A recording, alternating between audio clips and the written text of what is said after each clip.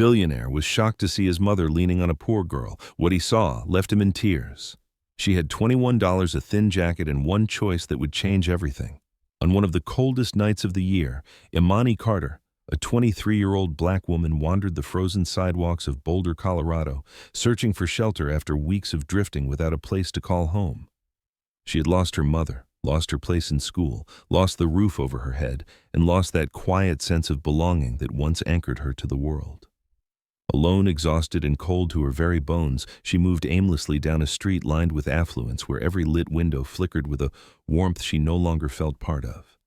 But then in the stillness of the night, she heard something faint echo from across a dark alleyway. A voice, unclear and trembling, laced with fear. Someone was crying. Someone was in need. She could have kept walking past by like so many others might have. No one would have blamed her, but Imani did not. She turned back, followed that fragile sound, and found an elderly woman, her hair silver white, shivering in the cruel December cold. The woman wore only a thin nightgown, her bare feet pressed into the icy snow, her arms clutching an old picture frame, the glass cracked, whispering the name of someone no longer near. Imani understood at once. This woman was lost in her mind, and she would die if no one intervened. Without hesitation, Imani removed the only jacket she owned and wrapped it around the woman's shoulders. Then she reached into her worn-out backpack and took out the last blanket her mother had given her, still faintly scented with cinnamon from winters long gone. She wrapped the blanket around them both, held the woman close, and clung to what little warmth remained. They sat like that for 8 long hours, through the cold and the silence, through darkness and the fragile threads of faith. When the sun rose, both had slipped into a haze of cold and fatigue, their breathing faint, nearly fading. But Imani had not walked away. She had stayed, and from that moment, everything began to change. No one could have known that such a small act, born in the quiet hours of the night, would lead to something extraordinary. But in the very moment when everyone else turned away, she chose to remain. And that is where this story begins. If you've been listening this far and found that Imani's story gently touched something deep within your heart, we invite you to help us share more stories of compassion and humanity by subscribing to the Emotional Echoes channel. Tap like and share this video with someone you love. We would truly love to know where you're listening from. Drop a comment with the name of your city, your state, or your country, so we can see how far the echoes of the heart can truly travel. Every share, every comment becomes a bridge carrying kindness forward and helping it grow. Thank you for being here with us. And now, let us continue the journey of Imani in the next chapter. Imani did not remember exactly when sleep overtook her, only that when the first light of morning brushed against the corner of her eye, she was still holding the old woman tightly in her arms, their two bodies curled together as one. Snow had gathered across her shoulders, the wind still crept through every crack in the pavement, and the cold gnawed endlessly at her skin. But Imani had not moved. She had not left. And in that brief, half-conscious moment between dream and waking memories came rushing back like a river breaking its banks. Her mother, Clarice, was the strongest woman Imani had ever known. For nearly 30 years, she had worked as a nurse at a public hospital on the south side of Chicago. She never complained, never spoke of exhaustion, always lighting up whenever Imani entered the room, her smile carrying the warmth of laughter and the scent of something hot she'd just cooked. Whenever Imani had a fever, it was her mother's hands that stayed up through the night, wiping her brow, whispering lullabies just like when she was a child. When Imani was accepted into nursing school, her mother was the first to embrace her in the narrow hallway of their tiny apartment building, tears streaming down her cheeks, even as her smile never wavered. Imani had once believed that as long as it was the two of them together, no hardship could ever be too great to overcome. But life has a way of testing the very things we hold most dear. Her mother was diagnosed with pancreatic cancer one autumn day, just weeks before Imani's 21st birthday. The illness came swift and cruel like a storm with no warning. They tried, they fought, they borrowed, they worked extra shifts, but insurance fell short. Hospital bills rose like waves, and time waited for no one. In less than 6 months, her mother passed away, leaving Imani with a mounting pile of debt, a room she was about to lose, and a hollow in her chest no amount of effort could ever fill. Imani dropped out of school, with no money and no purpose. Everything she had hoped for, Everything she had dreamed about the future, the career, the patience she had once imagined caring for like her mother, had all of it crumbled. She began taking whatever odd jobs she could find, waiting tables, washing dishes, sleeping sometimes on buses, sometimes in libraries that stayed open overnight. At times, she felt like a shadow present but unseen. People rarely noticed a tired black girl with sad eyes and a worn-out jacket. They passed by her as if she were invisible. A few months after her mother's death, Imani moved in temporarily with an ex-boyfriend, thinking at least she would have a roof. But when the relationship grew cold and a quiet violence began to settle in, she realized it was no place to stay. One autumn night, she packed her belongings, stuffing what little she had left into a single backpack. Inside it, she carried one thing she could not bear to lose: a small blanket her mother used to wrap around her during childhood fevers. The fabric was worn, the edges frayed, but it still held traces of her mother's scent, soft and warm, like cinnamon and old comfort. She carried it like a piece of memory, as if holding on to it would keep her from being entirely swallowed by the coldness of the world. After days of wandering in Denver with no work and no leads, Imani heard about a women's resource center in Boulder. They might have temporary beds or maybe a free training program. There were no guarantees, but she decided to go. And it was that road, that quiet journey in search of one last hope, that led her to the snow-covered night where she met the lost woman in the dark. Some say life is nothing but a string of losses, but Imani had never believed that. She believed in kindness, in the small, quiet seeds of love that still smoldered somewhere in the dark. Even after all she had lost, she still had one thing left: the power to choose. And that night in the falling snow, she chose not to leave. Not just for a stranger who needed to be held, but because of the last promise she had whispered into her mother's ear as they said goodbye. That no matter what happened, she would not let her heart go numb. She would remain someone who still knew how to love. And if someone needed her, she would stay. That night in Boulder was so cold you could almost hear the snow falling. Not because it made a sound, but because the silence was so complete, so deep, it made the faintest shift of the world feel loud. Imani pulled her thin jacket tighter around her body. Her hands numbed to the point where she could no longer feel the buttons beneath her fingers. She had been walking for nearly 3 hours since the last bus station had closed, unable to find a shelter still open.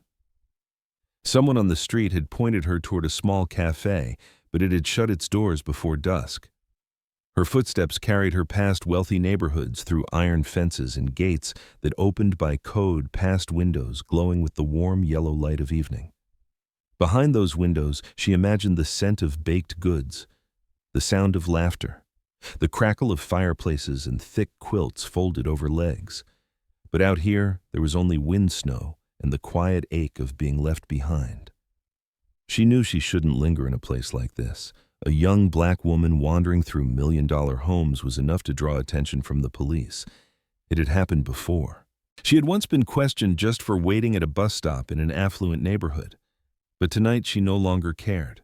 The wind pierced her jacket, forcing her to hunch against it. Each step sank deeper into the fresh layer of snow.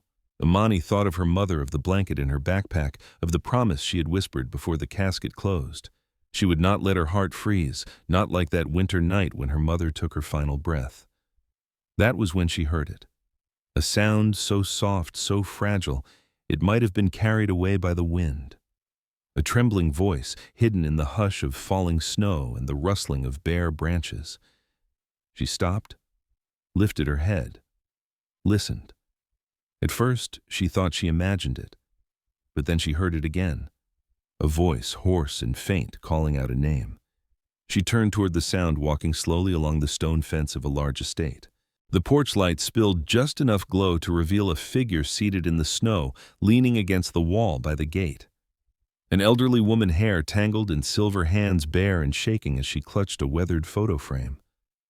She wore only a nightgown, her feet in thin slippers, and she mumbled something about a daughter, about being late, about dinner waiting. Imani's heart tightened. She looked around. There was no one else. No caregiver, no neighbor, no family. Just the cold wind, the falling snow, and this woman drifting into panic and confusion. Imani stepped closer, kept her voice soft. "Ma'am, are you all right?" The woman looked up. her eyes a mix of fear and disorientation. "I have to find my daughter. She's waiting for me. I'm late. She'll worry." Her voice quivered, lips blue from the cold. Imani recognized it instantly, the signs of someone living with dementia.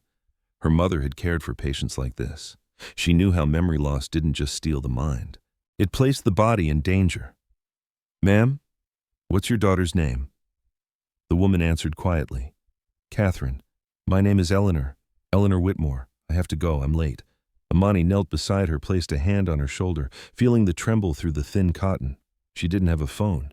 Her battery had died hours ago, and she didn't dare call the police, not out of resentment, but out of the clear understanding of what it meant to be a young black woman without proper ID beside an elderly white woman in distress. If Mrs. Eleanor couldn't explain why Imani was there, what might happen? But if she walked away, the woman would die. There was no doubt in that. No one survives a night like this without shelter. Imani stood, looked around. She noticed a small space by the gate where the stone wall curved to block the wind.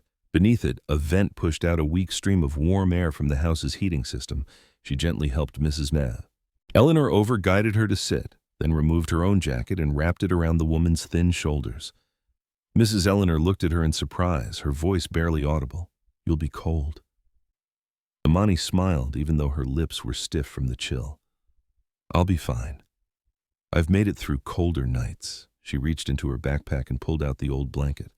Her mother's scent still lingered faintly, like an embrace from long ago. She wrapped it around them both, pulled Mrs. Eleanor close, holding on to the last of her warmth. The older woman whispered, "This belonged to your mother, didn't it?" Imani nodded, her voice thick. "It's all I have left of her." Mrs. Eleanor gently took her hand as if she understood, then rested her head against Imani's shoulder. And so the two of them sat there in the quiet dark beneath the falling snow. One woman, old and fading, her memory frayed and drifting. One young and worn, carrying wounds no one could see. Neither knew what would come next. But at least for this one night, they were not alone.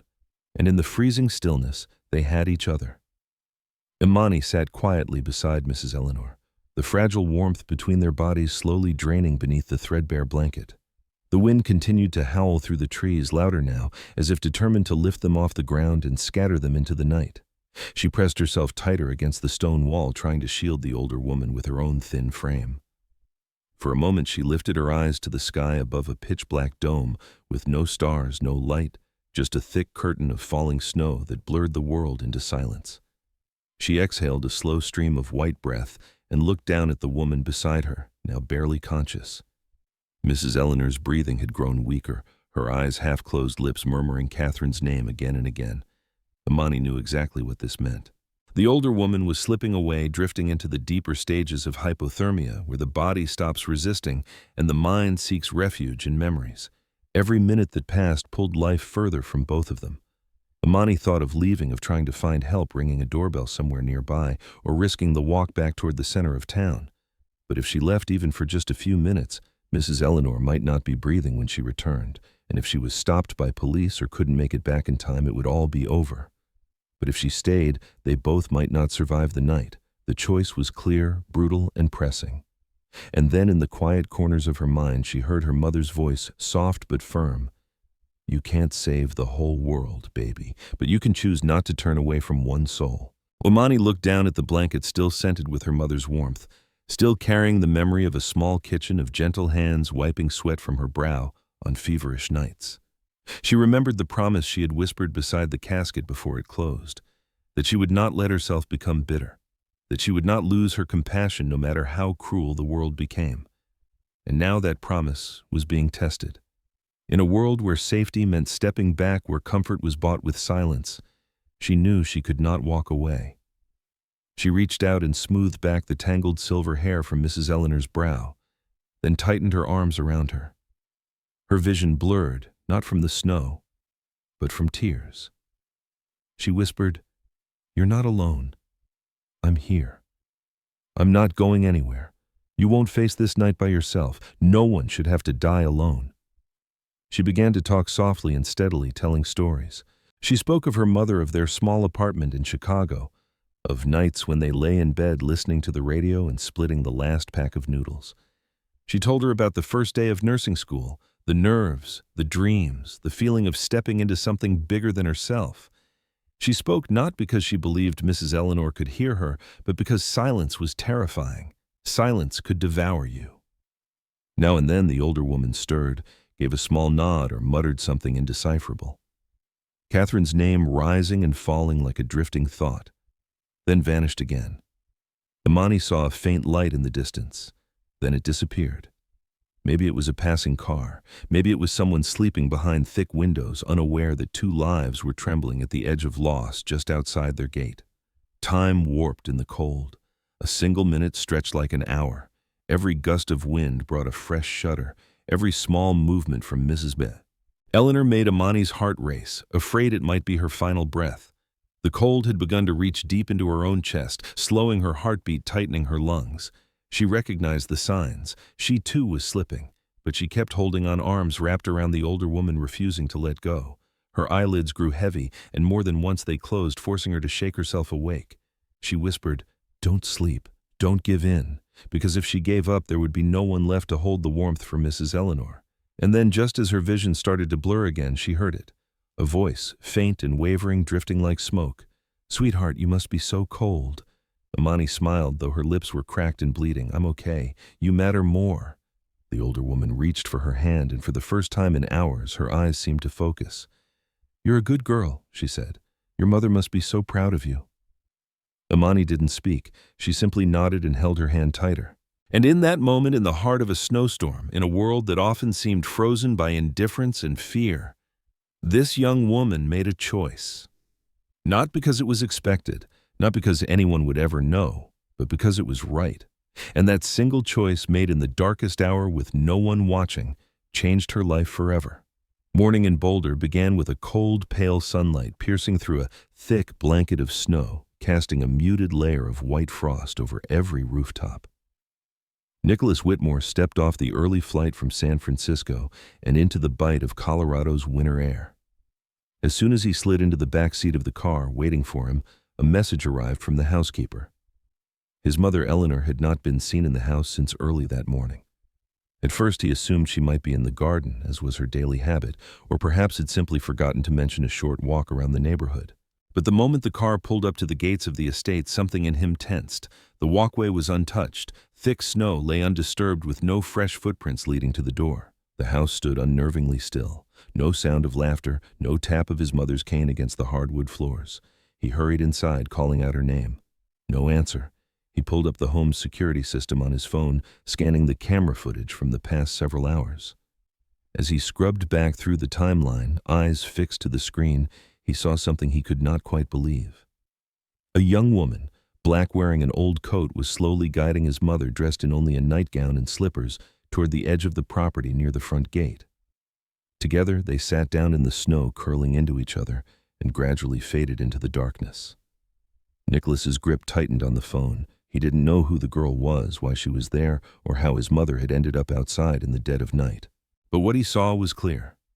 His mother, once the gentle yet unwavering pillar of his childhood, now trembling in the snow, leaning into a stranger's embrace for the last scraps of warmth. He ran out the front door, sprinted to the gate. The sight before him stopped his breath. Two bodies still and slumped against one another, half buried beneath fresh snowfall. His mother's head rested gently to one side, eyes closed. The girl beside her didn't stir, her face pressed into his mother's shoulder lips, blue breath barely visible. Without thinking, Nicholas shouted for help, pulling out his phone to call emergency services. He dropped to his knees, touched his mother's shoulder, and felt the faint but blessed rhythm of breath.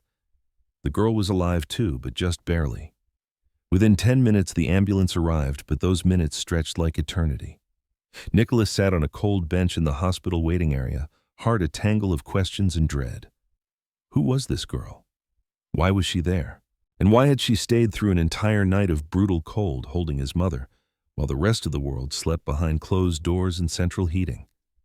He couldn't bring himself to imagine what might have happened if she hadn't been there. Strangely, what he felt first was anger. He had assumed the worst. But the nurse came to him with an update. No sign of forced entry, nothing stolen. The girl had kept Eleanor alive with nothing more than a worn blanket and the determination of a long embrace. And in that moment, something shifted. A feeling he didn't quite have a name for took hold, an unnamed gratitude that rose from deep within. Nicholas looked through the glass into the recovery room where his mother now slept, her cheeks pale but steady with life. And in another room nearby, the girl, still nameless to him, lay beneath layers of warming blankets, an IV in her arm, her frail hands clutching something beneath the hospital covers. He walked to the doorway. On the chair beside her bed sat her old backpack. A corner of cloth peeked out from its zipper, a light blue blanket edges frayed, and the faint scent of cinnamon drifting through the air. He didn't understand why it moved him so deeply, but in that quiet moment, Nicholas realized he had not only witnessed a rescue, he had stepped into a story that would alter the course of his life forever. Imani woke to the pale white light and the faint unmistakable scent of antiseptic that only hospitals seem to hold. It took her several seconds to realize she was lying in a bed, her body wrapped in thick blankets, an IV line running into her left arm, and the steady beeping of a heart monitor pulsing beside her. Her head throbbed, her limbs felt heavy as though she had just walked out of a storm that hadn't ended yet.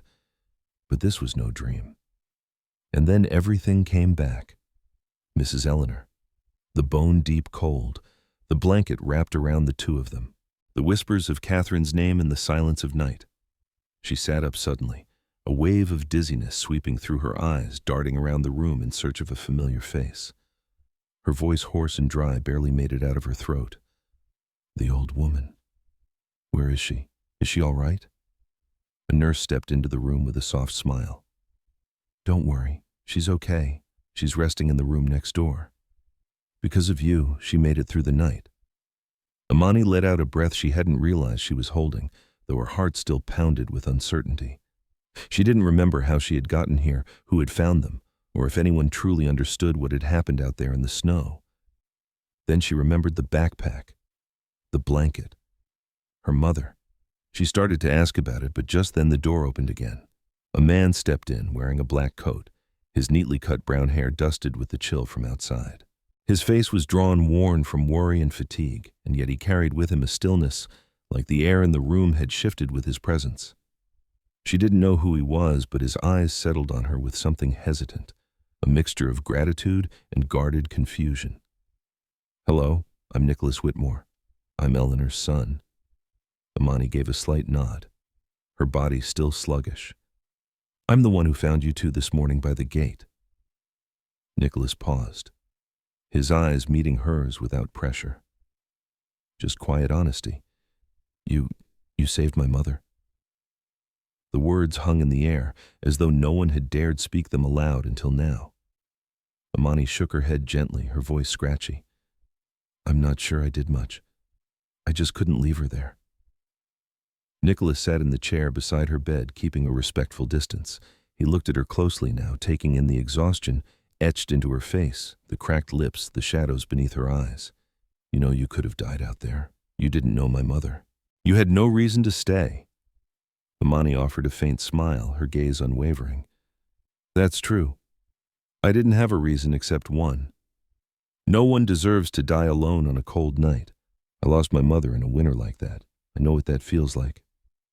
Nicholas went quiet, and in that silence, something within him gave way. He no longer saw a stranger who had simply survived. He saw a woman bearing a wound as real and deep as any, and instead of turning inward, she had opened her arms to someone else. What's your name? Imani. Imani Carter. He repeated the name quietly, like someone committing something sacred to memory. Since she woke up, my mom has been saying a name. Grace. I thought maybe it was confusion, part of her memory loss. But could that be someone important to you? Imani smiled gently, her eyes glassing over with tears she tried not to let fall. That was my mother's name. She passed 2 years ago. Nicholas nodded as though something had just been explained that needed no further words. Two women, one held in fragments of fading memory, the other long gone, but still living in the warmth her daughter carried. They sat like that for a while, saying nothing, needing nothing. The distance between them, once unknown, had narrowed not through grand gestures, but by a quiet act of humanity. At last, Nicholas stood slowly. When you feel stronger, I'd like to talk more. There's a lot I'd like to understand. But for now, thank you. Truly. You saved my mother's life, and maybe in some way mine too. He stepped out, leaving Imani alone with the soft rhythm of the monitor and a heart still stirred by something she couldn't quite name. It felt like something long frozen inside her was beginning to thaw, one heartbeat at a time. The next day, just as Imani completed her final medical check and was cleared to leave the intensive care unit, Nicholas appeared at the doorway. This time the hesitation from their first meeting was gone. He carried a small paper bag in one hand with a bottle of fruit juice and a package of crackers inside. "You need to eat something. Doctor's orders." He set the bag on the bedside table, then took a seat in the chair beside her bed. For a while he said nothing, just sat there as if trying to gather the right words from a place deep within him. Finally, he spoke, his voice low but steady. "Do you have the strength to talk?" Imani nodded, her gaze softening. She could sense that the man sitting before her wasn't someone accustomed to showing emotion. His eyes still held the distant focus of someone used to boardrooms, contracts, portfolios. But beneath that exterior, something had been stirred. Nicholas looked at her for a long time, like he'd been holding a question all night and hadn't found the right way to ask. At last he said it. "Why didn't you walk away?" The question fell into the air like a sudden gust of cold wind. Imani wasn't surprised. She had expected it from the moment she opened her eyes. Everyone wondered the same thing, even if they didn't say it out loud. A young woman with no home, no money, no ties to the Whitmore family had stayed, had risked her life. And for what? Imani lifted her head, her eyes meeting his directly. "Because if I had left, she would have died, and I wouldn't have been able to live with that." Nicholas sat back slightly, as though the answer in all its simplicity had caught him off guard. But Imani wasn't finished. "I'm not a hero. I'm just someone who lost her mother on a night like that, and I couldn't let another mother disappear from this world alone. People like me were invisible most of the time. We're forced to choose between surviving and existing. But I didn't want to lose the one thing that still made me feel human." Nicholas nodded slowly, his expression softening. "You knew the risk you were taking." Imani nodded too. "I knew it clearly. If the police had arrived before you, I might have been handcuffed, questioned, maybe worse.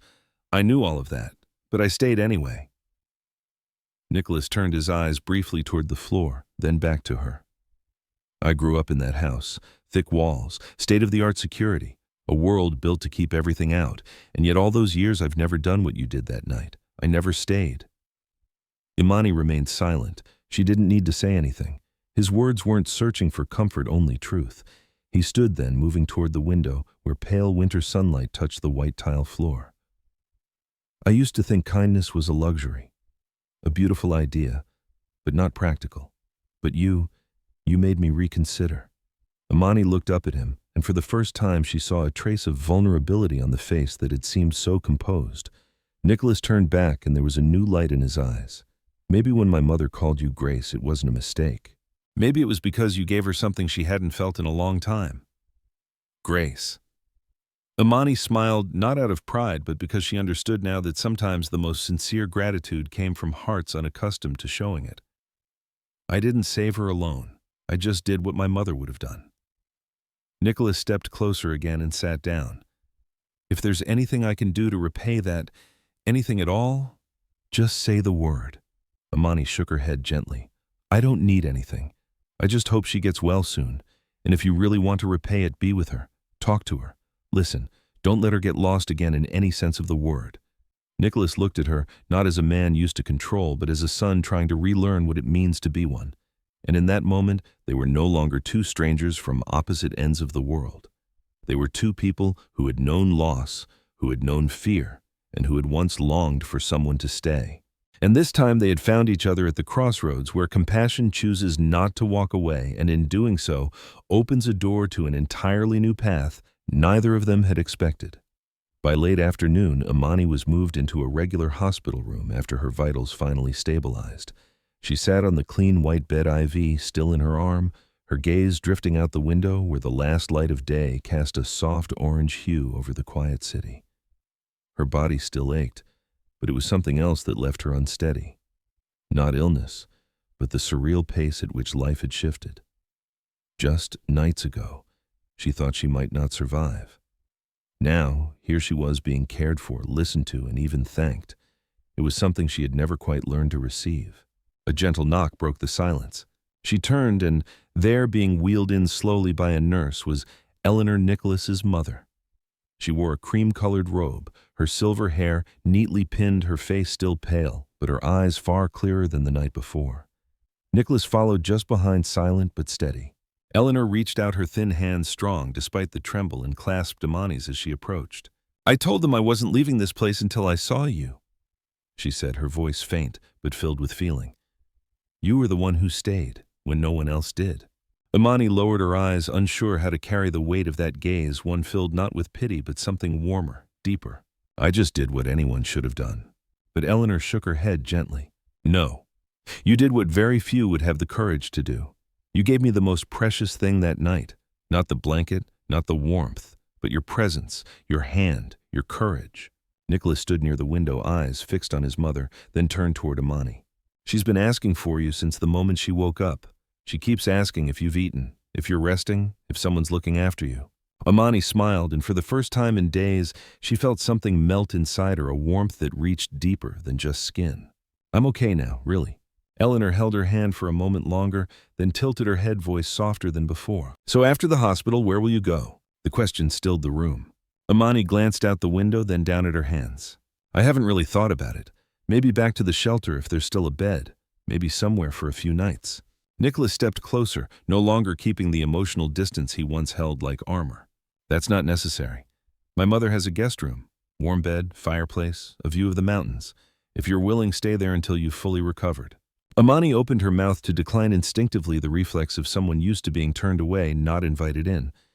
But before she could speak, Eleanor gently squeezed her hand. "You gave me warmth on the coldest night of my life. Now it's my turn. At least stay until winter passes. I don't want you out there in the snow again." There was no pity in her eyes, no sense of obligation, only gratitude and something that felt like kinship. Imani had never been looked at like that, not in a long time. She nodded slowly, her voice tight with emotion. "If it really isn't too much trouble, then yes, I'll stay for a little while." Nicholas exhaled as if something inside him had quietly released. "Good. Everything will be arranged. You just need to rest now and eat more." Imani let out a soft laugh, her first real one in days. She wasn't used to anyone worrying about her, not used to being offered even a temporary sense of place, let alone safety. But in that moment, with Eleanor's hand in hers and Nicholas standing nearby, no longer a stranger, she knew something had shifted. Not through grand gestures or miracles, but through quiet kindness, through small, brave acts from people she never expected. And above all, through a simple invitation: stay, because no one should be left alone in the snow.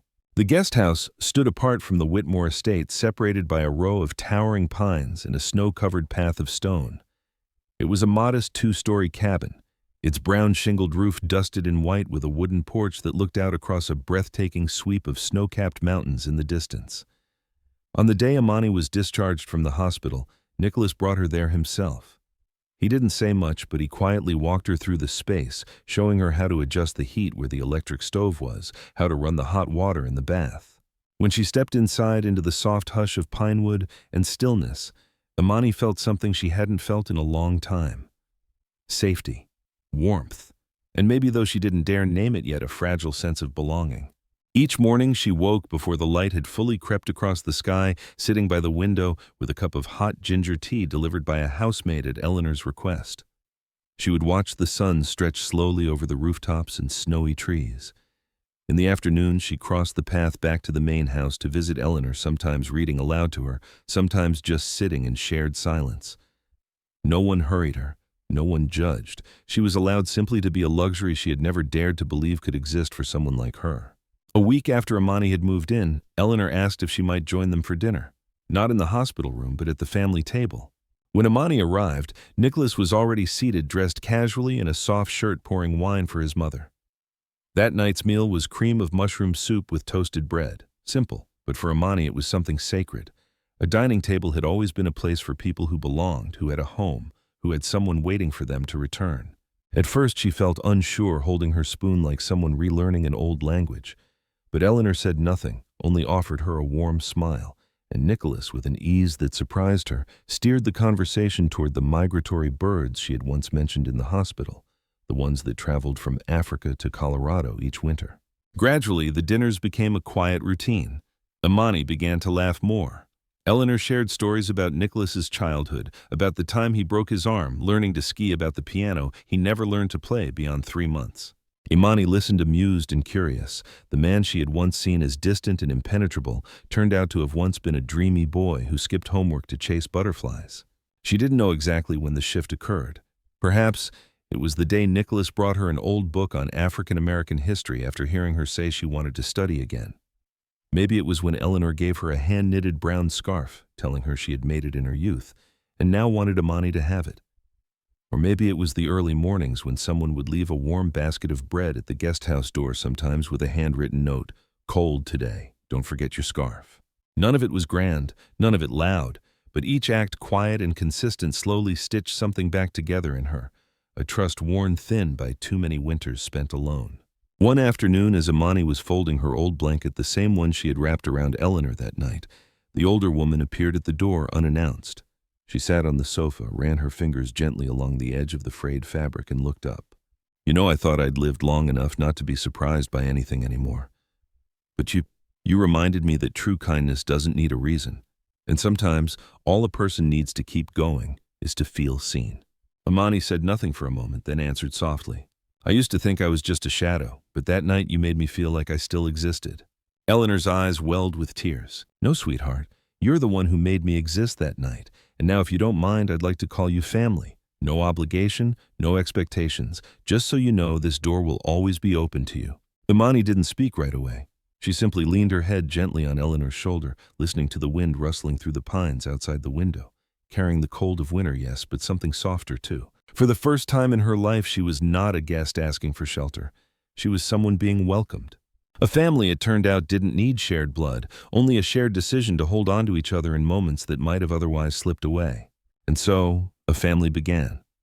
One born not out of fortune or name, but from two lives, two hearts once, worlds apart, choosing to stay.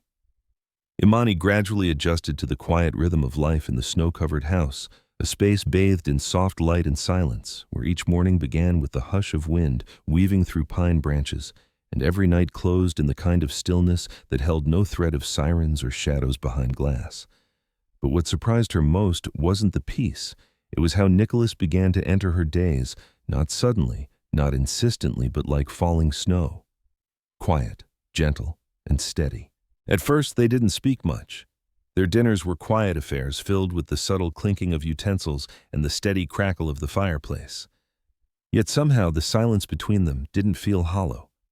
It was more like an unwritten melody where each listened to the breath of the other without needing to name it. One afternoon, Nicholas invited her for a walk through the snowy garden behind the house. They walked side by side, no need to fill the space with conversation. Occasionally, he pointed out wintering trees, recalling the names of birds that had flown through the previous season. Imani listened, smiling softly, and for the first time in a long time, she realized she could walk beside someone without flinching. As they returned, Nicholas broke a small pine branch from a low-hanging tree, frost still clinging to its needles. He handed it to her and said, "My mother used to say, if someone can pause to notice a leaf in winter, they probably have a heart warm enough to keep what's gone from disappearing entirely." Imani didn't reply, but that night she placed the pine branch on the windowsill in her room, a quiet symbol that something in her had begun to shift, something maybe was learning to grow again. On another morning, Nicholas came to visit his mother and found Imani sitting beside her, gently combing Eleanor's silver hair. Her hands as tender as if she feared breaking a fragile memory still lingering in the strands. Eleanor's eyes were closed, her lips murmuring an old melody, half hummed, half remembered. Nicholas watched from the doorway, unmoving. In that moment, he saw something he hadn't truly understood in years: care given without transaction, presence without condition. That evening, when the house had quieted, Nicholas brought Imani a worn leather notebook. "I write sometimes," he said, then paused. "Some of it's about my mother, some is about you. You don't have to read it." Imani took the notebook, flipping gently through the first few pages. The handwriting was neat, deliberate, the words thoughtful and deeply human. In each line she could feel a loneliness different from hers, but just as quietly aching. It struck her then, pain doesn't care about where you're from, the color of your skin, or what name is stitched into your clothes. Some grief is so honest it bridges any distance. And they, despite everything, understood that without needing to say so. In the days that followed, Nicholas lingered longer during afternoon tea with Eleanor and Imani. They didn't speak of work nor of market trends or boardrooms. Instead, they shared the scattered pieces of their pasts. Eleanor getting lost in Venice, too absorbed in a painting to notice time slipping by. Imani catching a cold from walking through the rain to school and hiding it from her mother. Nicholas sneaking away from boarding school to sit on a bridge and watch the frozen lake in silence. There was no reason for these stories except perhaps this, to remind one another that they had lived, had loved, had failed, had fallen. To Imani, Nicholas began to seem less like the composed, successful man she had first met and more like someone learning how to begin again. And to Nicholas, every gesture Imani made, every smile toward his mother, every quiet pause to listen reminded him that some things in life couldn't be measured or bought. Like a hand on a shoulder at just the right time, a cup of tea on a snowy afternoon, or someone brave enough to sit through the cold and hold a stranger until the sun returned. Neither of them said any of this aloud, but they didn't need to. In the hush that surrounded them, not empty but full, something unspoken passed between two people who had once been strangers. And sometimes it is precisely that kind of silence that heals most deeply, the kind that doesn't demand, doesn't explain. It simply stays. One early spring afternoon, as the last of the snow began to melt slowly from the pine branches behind the house and soft sunlight spilled in through the window, casting pale golden streaks across the wooden floor, Nicholas stepped into the guest house where Imani sat hunched over a thick stack of papers. He didn't knock, but his calm, low voice filled the room gently enough that she looked up, not startled. "Looks like someone's been studying hard." Imani laughed softly, closing the advanced math textbook she'd borrowed from the city library. "I'm trying to catch up on everything I missed. I used to want to be a nurse, but now I'm not even sure where to begin." Nicholas nodded, saying nothing more at first. He walked over to the small wooden table and placed a cream-colored envelope in front of her. With one hand in his pocket, he hesitated as if choosing each word carefully. "I have a proposal. It might sound unexpected, and you don't need to give me an answer right away." Imani looked from the envelope to him, curiosity quietly rising in her eyes. Nicholas sat down across from her, shoulders slightly tense, his gaze drifting to the window as if trying to find his footing. He spoke slowly, deliberately. "I've watched you these past months, the way you care for my mother, the way you live with respect, patience, and a kindness that doesn't ask for recognition. And I realized I've been wrong about a lot of things in life." He glanced at her, his voice steady but quiet. "I used to think people were defined by numbers, by deals, by results, but you, just by staying, by being who you are, reminded me what really matters. You changed my mother. And to be honest, you changed me too." Imani didn't move, barely breathed. Nicholas continued, his tone calm but filled with conviction.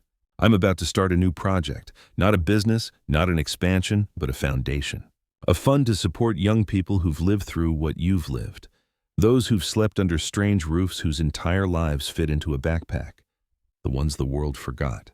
It will focus on education, on temporary housing, on trauma support, whatever they need to stand back up the way you did."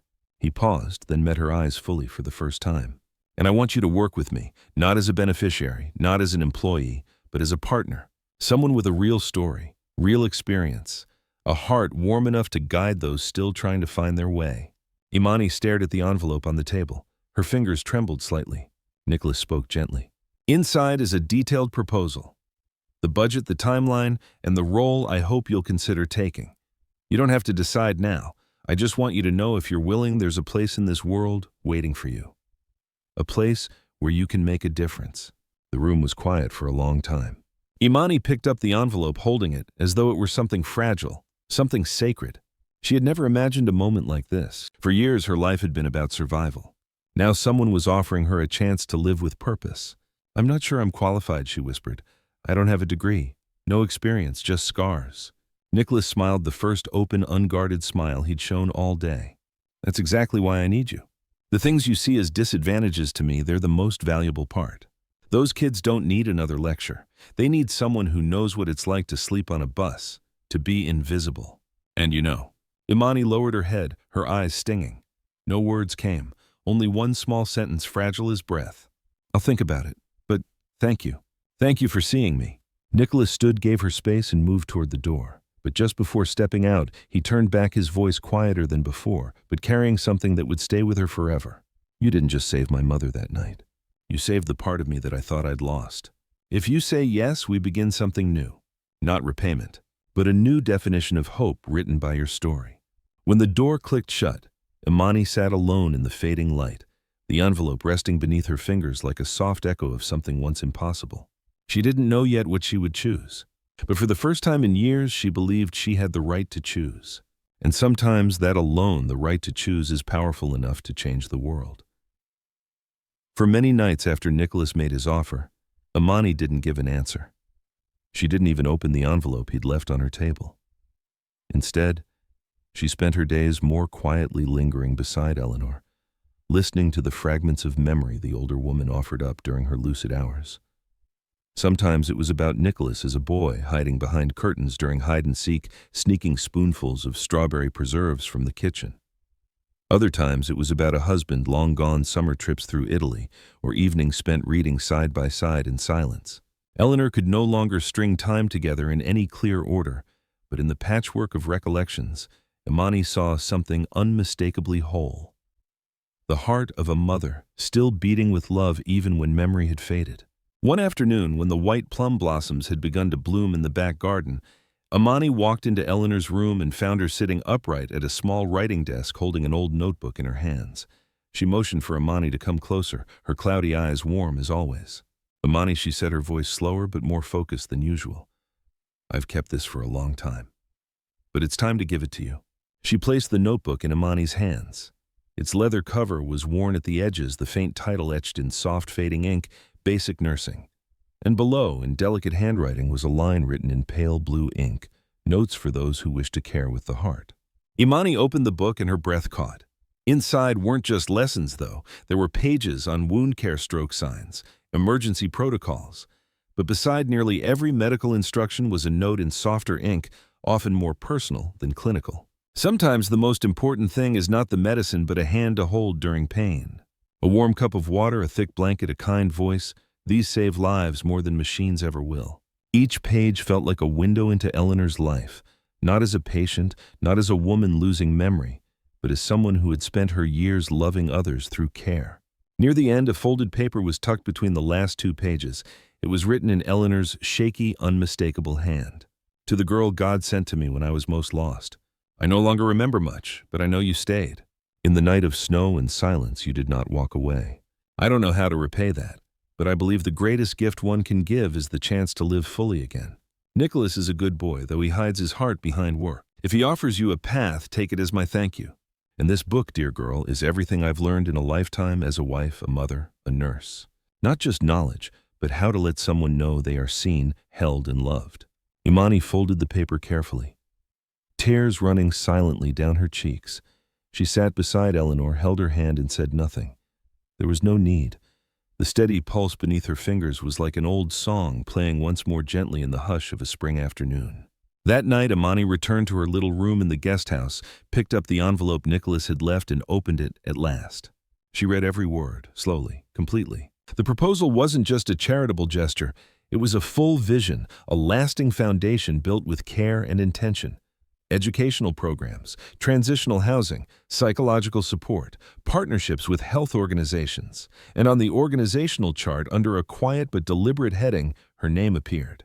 Program Advisor, Lived Experience Lead, and beneath it, a handwritten note in Nicholas's careful script. "We believe in people who've lived honestly." The next morning, Nicholas stood in the kitchen brewing coffee, the sun filtering in through the windows in golden threads. Imani entered her presence soft but steady and placed Eleanor's old nursing notebook gently on the table, sliding it toward him. He looked at her, and the smile that formed on his face said he understood before she spoke. "I never thought I'd get a chance to start again," she said quietly. "But with what your mother gave me, I don't think I can waste it. I'm going to learn. I'm going to help. And if you still want me in that project, I'll be there." Nicholas held her gaze for a long time, then he nodded. No need for big speeches. In that moment, they both knew a new chapter had begun, not with fireworks, not with applause, but with an old book, and a heart still warm enough to begin again. That spring began not just with budding leaves and a sky bluer than usual, but with a new journey Imani had never dared to dream. After accepting Nicholas's offer, she officially became a founding member of Hope Rising, an organization created to support young people who had lived through hardship as she once had. She moved out of the quiet guest house into a warm, modest apartment near the city center, close to school, close to work. The space wasn't large, but sunlight poured through the windows each morning, and that alone made her feel perhaps for the first time like she was truly living. The nursing notebook Eleanor had given her now sat proudly on a shelf beside a small photo, the three of them. Imani, Eleanor and Nicholas captured in soft afternoon light, faces relaxed almost radiant with something that looked a lot like peace. Imani began part-time nursing classes at a local community college. In the mornings, she studied anatomy, palliative care, communication skills for patient support. In the afternoons, she walked into the youth center built by the foundation not as a counselor, not as a superior, but as someone who had once sat in those same chairs. She spoke with girls who had slept on bus benches, with boys who carried bruises deeper than skin, with teenagers who had stopped expecting the world to notice them. In their eyes, Imani was not a director or a founder. She was someone who had survived, someone who had once shivered through winter nights, who had gone days without food, who had looked at the world with suspicion and weariness. And because of that, they trusted her. They believed that if she could get back up, maybe they could too. Nicholas was no longer the distant man she had first met, once buried in reports and returns. Now, he was often at the center himself, not as a donor, but as a brother, a learner. Someone reconnecting with the human part of himself. Titles fell away. Between him and Imani, there was only quiet respect, a kind of kinship built not from similarity, but from choosing to stay. One afternoon, as Imani was organizing materials for a training session, Eleanor appeared accompanied by her caregiver. She had grown frailer, her memory more fleeting, but every time she saw Imani, her eyes lit up like sunlight breaking through after rain.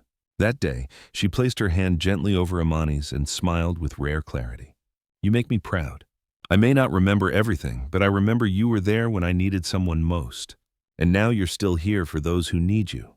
That's the most beautiful thing a person can do." Imani embraced her, holding her carefully, as if cradling something precious that might slip away. That night, back in her apartment, she lay in bed reading through the pages of Eleanor's notebook. Then she turned to the blank ones at the back and began writing new lines in ink of her own. Malik, age 15, agreed to join next week's life skills class. He doesn't smile much yet, but today he said thank you. And so the old notebook began to fill again, this time with new names, new stories, and small, quiet victories. A new generation of healing had begun, not with declarations or grand promises, but with patient steps, with conversations held eye to eye, with presence offered freely. Imani knew this life would not always be easy. There would still be doubt, fatigue, long nights. But the difference now was clear. She was no longer alone. She had purpose. She had a family, one chosen, not inherited. And most of all, she had a beginning that once she had believed belonged only to others. Now she knew better. Every beginning could be hers, so long as she was brave enough to step forward, and brave enough to stay. On an August afternoon, when the sky had turned a soft shade of gold and the air carried the faint scent of lavender from the garden behind the house, Imani sat in the familiar wicker chair beside Eleanor's bed, when suddenly the old woman called her name, her voice no longer trembling as it often did. Imani. Just one word, but it was so clear and steady that Imani froze. It had been a long time since Eleanor remembered anyone's name. Some days she called Nicholas by a name no one recognized. Other days she failed to recognize herself in the mirror. But that day, her eyes were clear, full of awareness, like the final flicker of light before a candle goes out. Imani took her hand, clutching it tightly, as if afraid the moment would vanish if she didn't hold on hard enough. "I'm here, Eleanor. I'm right here." The old woman gave a slight nod, her eyes fixed on Imani's face. "I know, I can feel it."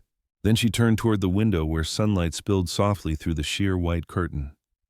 "Every morning I see you walk into the room, even when my mind cannot place that face. But my heart remembers. It remembers the warmth, the voice, the hand that held mine during that snowy night.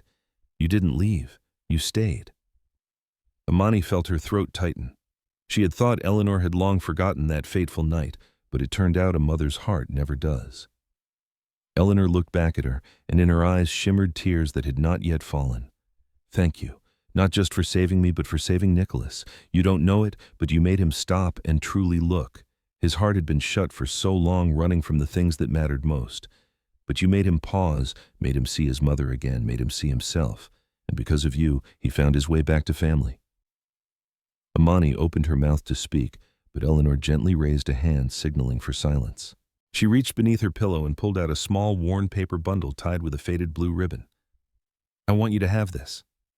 Imani unwrapped it and found an old wooden hairbrush lovingly preserved despite the wear of time.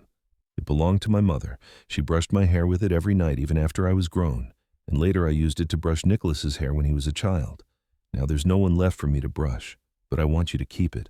A mother always leaves something behind for her daughter. Imani held the gift close, trembling, her heart breaking open under the weight of an emotion she could not name. She had never expected to be seen as Eleanor's daughter, but now that bond had been made real in something small, yet more sacred than words, Eleanor let out a long sigh, weary but content. You will go further than I ever did. You will do the things my mother never had the chance to do. And I believe you will carry this love, this kindness, to places it has never touched. The evening light stretched across the wooden floor, slowly retreating toward the far edge of the garden. Nicholas stepped into the room, moving slowly, pausing at the threshold as he saw his mother wide awake, her gaze steady as if returned from a distant dream. Eleanor smiled at him. My son. He came to her bedside and took her other hand. I'm here. I'm proud of you, she said, each word spoken with the full clarity she had managed to summon in her final days. Because you learned to stop, to open your heart, to love. Nicholas said nothing. He bowed his head and pressed his forehead against the back of her hand, and his tears soaked the paper-thin skin. The three of them sat there for a long time, saying nothing more. Only silence remained, and the slow rhythm of Eleanor's breathing. And when the sun had finally disappeared, she closed her eyes. Not as she usually did when drifting into sleep, but as though she had chosen that exact moment to go. There was no spasm, no fear, no panic. Just one final breath, then an absolute peace. Eleanor Stone, the mother once lost in winter, had passed away in the arms of the two people she loved most. Imani held the brush to her chest, her tears falling soundlessly. In that moment, she knew that Eleanor's heart had never truly been lost. It had only been waiting for the right person to entrust it to. And now she had left behind a legacy that lived not in wealth or reputation, but in love, in gentleness, and in an invisible thread connecting the souls that once believed they would never be remembered.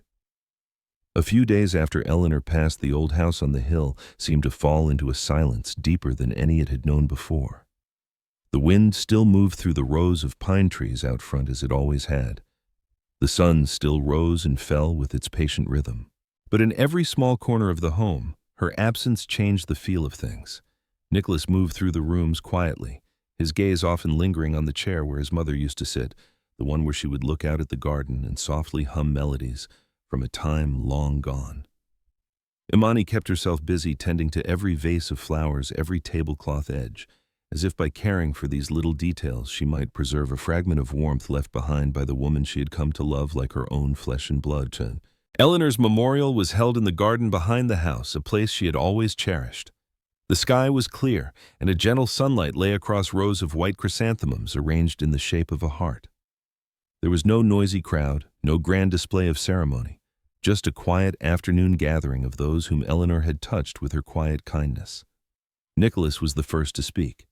He did not try to hide the emotion in his voice as he spoke of a mother who had once been the anchor of his world, who grew fragile at the end, yet never ceased to be the guiding light through his darkest years.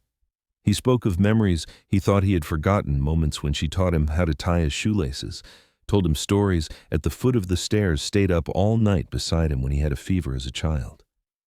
He paused, then said in a voice rough with grief that though his mother had left with nothing, she had given them everything. Imani had not planned to speak. She had always imagined herself to be someone who stayed in the background, much like the quiet path her life had taken until now. But when Nicholas met her eyes and gave a soft nod, the kind of encouragement that needed no words, she stepped forward. Her voice was quiet at first, but it grew steadier as she began to share the memory of that snowy night, the night that changed everything when she had been nothing more than a stranger with a thin coat and a worn blanket, and Eleanor had looked at her and seen a person. She spoke of how Eleanor held her hand in her sleep, how even in confusion she remembered Imani's name when she sometimes forgot her own son's. She said that the love Eleanor gave asked for nothing in return, and that she never believed she would find a family until this woman came into her life. The memorial ended with something special Nicholas had arranged. He had commissioned a local artisan to carve a stone bench and placed it beneath the largest willow in the garden where Eleanor had loved to sit and read. Engraved on the back of the bench were the words, simple and full of quiet meaning, "Where one heart once sat, so other hearts might find their way home." No one spoke, but everyone understood. Eleanor's love was still here somewhere in the wind, in the sunlight, in the spaces between the leaves and the gentle glances exchanged between people who had once been strangers. That night, the kitchen in the stone house glowed with light once more.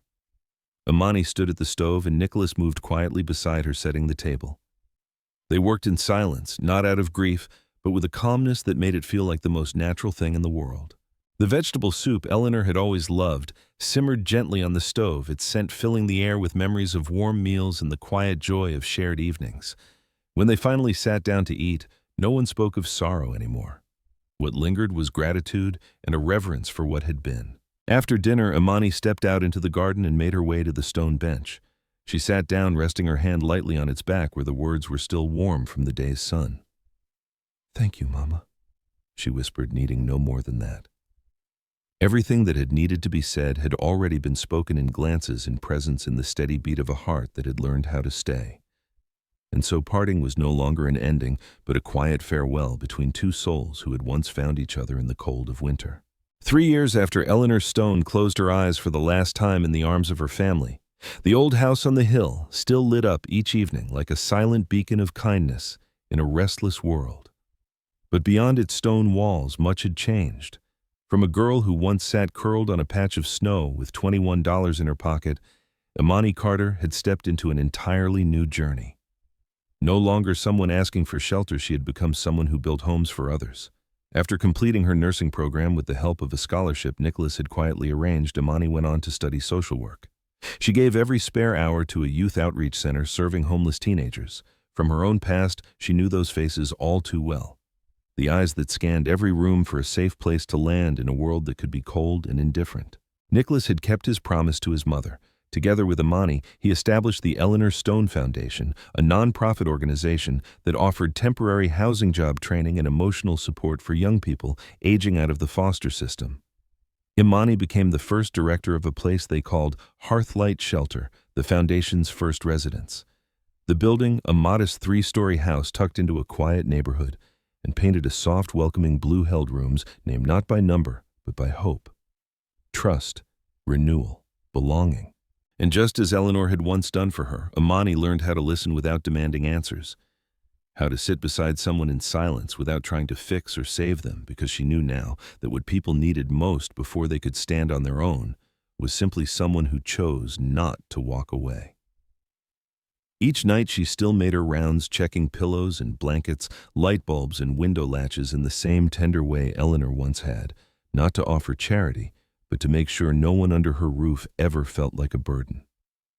One December afternoon, as snow once again began to fall over the rows of trees lining the yard, Imani was quietly rearranging the small bookshelf in the common room when a girl stepped inside. She was small, her hoodie pulled tightly over her head, her face smudged with dirt, her eyes caught between fear and the weary emptiness of someone who had run out of trust. The girl hesitated, then said her name was Aaliyah. 17 years old. She had just aged out of the system, had no family, and had spent the past 3 nights sleeping at a bus station. Imani didn't ask why she had come, didn't ask for papers, didn't set conditions. She only asked one simple question: "Are you hungry?" And when Aaliyah nodded, she brought her into the kitchen, warmed up a bowl of soup, added 2 slices of bread, then sat across from her. She didn't say anything more. She just sat there. When the girl had finished eating, she looked up and tears streamed down her young face. "Why are you helping me?" Imani smiled softly, handing her a neatly folded blanket. "Because I once sat in the exact spot you're sitting in now. Because someone once helped me when I believed no one in the world could see me. And I made a promise to that person that I would never let anyone else feel invisible again." That night, walking down the hallway, Imani passed by the room named Renewal and saw Aaliyah asleep inside. The soft golden light of the bedside lamp cast a gentle glow on the tangle of her hair. Imani closed the door quietly, placing her hand over her chest where her heartbeat echoed with a familiar whisper. "Thank you, Mama Eleanor." And in that moment, from deep within, she knew that she was no longer the one who had been saved. She had become the one who reached out first, the one who stayed.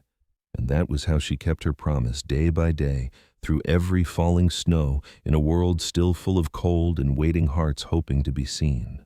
That night the snow fell again, soft as cotton but cold enough to cut to the bone. Wind swept through the empty streets of Boston, where the scattered glow of yellow lights barely softened the bitterness of December.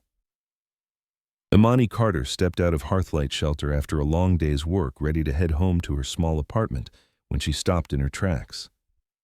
At the far end of the street near the curb, she saw a small figure curled up tightly, a thin hoodie barely holding off the wind and snow. The girl looked up as footsteps approached, and in her eyes was the same exhaustion, the same guarded hopelessness trembling in every inch of her frame. Without a word, Imani slipped the scarf from around her own neck and gently wrapped it over the girl's shoulders. "What's your name?" A pause, then a quiet reply. "I'm Samira. 16. I don't have anywhere left to go." Imani nodded, smiling softly, her hand resting on the girl's shoulder, a silent gesture of true presence. "You don't have to go anywhere. Come with me. We're going home." And just like that, the circle of kindness born from a snowy night long ago continued to widen, from Eleanor to Imani, from Imani to Aliyah, and now to Samira. None of them began with much. None of them had perfect lives to offer. But in every choice to stay, in every moment someone decided not to turn away, a seed of compassion was quietly planted into the world. Dear friend, did this story reach a part of your heart? What are your thoughts on Imani's quiet courage, on the kind of motherhood Eleanor offered, one not bound by blood but by love freely given? Have you ever stood at the edge hoping someone would see you? Or perhaps have you ever been the one to step forward, to open your arms when another soul needed it most? In a world that too often moves fast and grows indifferent, do you still believe that small acts of kindness can do something extraordinary?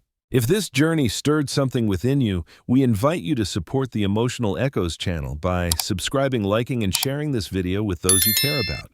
Every share is another hand extended, helping stories like this one ripple farther and reach hearts that may need them most. We'd love to hear from you, truly from the depths of your heart, in the comments below. What did you feel at the end of this story? What would you say to someone like Imani out there quietly choosing love each day? And has there been someone in your life like Eleanor, someone who stayed when you needed them more than you could say? Thank you sincerely for walking with us to the end of this emotional journey. May you be blessed with good health, a life full of joy and peace that fills every passing moment. Goodbye for now, and we look forward to seeing you again in the next video from Emotional Echoes, where each story is a heartbeat of love sent gently to yours.